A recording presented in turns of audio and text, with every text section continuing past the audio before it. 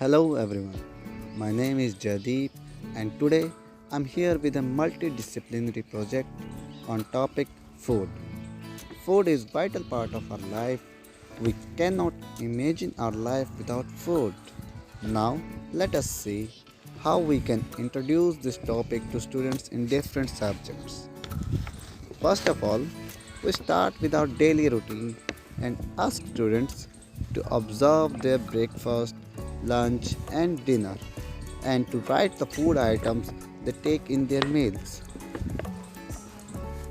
After this, we can ask students to categorize food in food obtained from plants and animals. Then, the students will observe the structure of plants and check which part of plant is edible.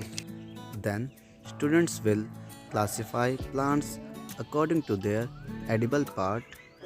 Students will find out about different nutrients we get from different food items and make a list of food items from which we get proteins, vitamins, and carbohydrates and write down which food in mathematics, food items is made of different shapes, data handling, top while in language we can ask students to write the name of food item